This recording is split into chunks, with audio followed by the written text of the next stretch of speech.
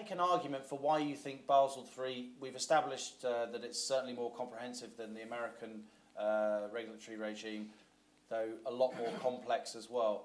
Why do you think that in general it's going to be an almost fail-safe system, or certainly a much stronger system than we had prior to the Lehman collapse and the related fallout in Europe? I mean, the simplest answer is just that you multiply the equity by 3 to 4. It's just enormous. People don't realize how banks were leveraged before. You know, they were operating with 2% real equity. You know, not hybrids, sub debt, whatever. But real equity was like 2%. Now it's going to be 8, 10. So I mean, the difference is enormous. But apart from that, there is something which is also key, which is the liquidity ratios. And actually, the liquidity ratios are going to have much more impact on the business of the banks than the core Tier 1 ratio. It's really a game changer for the entire industry, because it's really making some businesses completely non-economic, and the banks just have to stop this kind of business because of the liquidity ratio. Sorry. So it's really a game changer, which is going to reduce very strongly the liquidity risk. And as we all know, banks always die because of liquidity, never because of capital. And on the liquidity ratio also, if I may add something which hasn't been noticed, but which I think is extremely important, is that basically the liquidity ratio is doing the job of the Fed in Europe. Because in the US, the Fed is buying the treasuries. Yeah. And in Europe, the reason why the ECB doesn't have to buy treasuries is that we have the liquidity ratios, which are basically forcing banks to buy liquid assets rated AA or better, issued by sovereigns. So I mean, you can find pretty easily who's going to be the eligible ones, so which are basically... You've got commercial banks carrying out almost a sort of quasi-central bank function. Yeah, they have to buy bonds and OATs. They have to.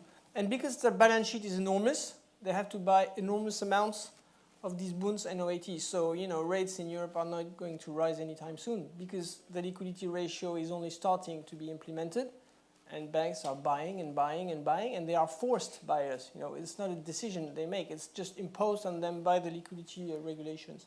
Can we be sure, though, that this new world of 7, 8, 9, 10% Tier 1 ratios, will they stick, or won't the banks find ways to game the system, to dilute those ratios? Of course, everyone's looking now because we're in an immediate post-crisis world.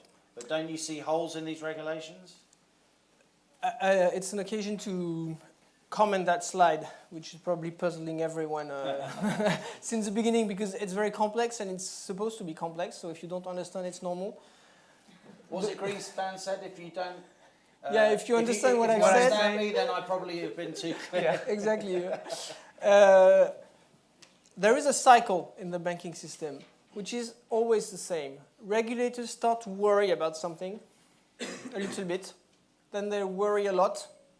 For a long time, usually the market thinks, you know, it's a regulatory stuff no one cares about. They'll get over it. And then suddenly it gets the hot spots in the market and everyone talks about the same thing.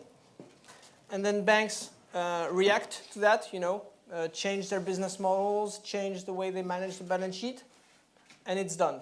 And it's exactly what has happened with the leverage, the liquidity ratio and the core Tier 1 ratios. You know, it's really something of the past.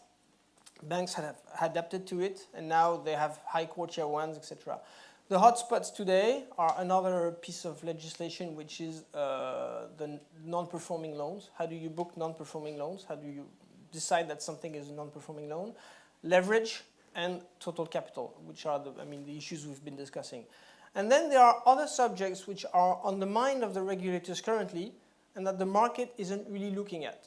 Okay? And one of them is exactly what you were talking about, is these RWAs, risk-weighted assets, which is how do you decide how much equity you have to put to hedge the risk of a loan. And of course, this is a very complex issue, because the whole idea of Basel II was to let banks decide. You know, they know best. You know, they are supposed to know their business. They are supposed to know their clients. So they should know better than anyone if it's going to be 50%, 100%, 120%. So it makes sense, you know, to let each bank decide what's the risk. But then when the regulators start to do a benchmarking, they realized that the difference in Europe were huge, even for very similar risks, or sometimes even for the same entity, you know, France Telecom, how is it viewed by an Italian bank, by a French bank, by a German bank? And they found differences which are way too high. Okay, so this is something which is going to be a very important piece of new legislation, but you know, it's probably 2 or 3 years' time. And this is something which is exactly answering to your question, because this is where banks can fudge the ratios, you know, playing on RWAs, discussing with regulators way to optimize the RWAs, because it's a very opaque and complex issue. A lot of taxpayers would say, maybe not understanding in detail the complexities, it sounds like a confirmation of a mark-to-model world which got us into the mess that we were in. Yes, in a way, yeah. It's more and more. It's more and more based. Sorry, more and more based on the mark to market, and it's something Mario which. Draghi, he wants to know what's going on.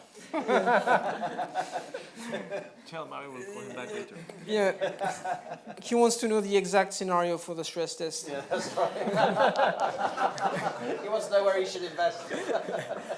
And actually, So a return to a mark-to-model world, but yes and no, because as often regulators are a bit schizophrenic with these issues. You know, when they are doing stress tests, for example, they want a mark-to-model and a kind of stress mark-to-market price on every single bond. Okay, there is a new piece of regulation we didn't discuss, which is called EVAR, which is a kind of mark-to-market stress on the loan book, which normally is supposed to be something which is not on a mark-to-market basis, but you are going to compute capital charge on the basis of a potential mark-to-market movement on something which is not mark-to-market, which is a bit odd. So, you know, they are always very schizophrenic with this mark-to-market issue, because they realize how it increases the effects of the cycle. So, you know, they don't like it too much, regulators, but then they realize also that having a loan at 100% of par when the market is pricing it at 50% or 60% because everyone, the company is really in bad shape, there is a problem too. So the stress tests are probably the best way for them to handle this complex, trade-off.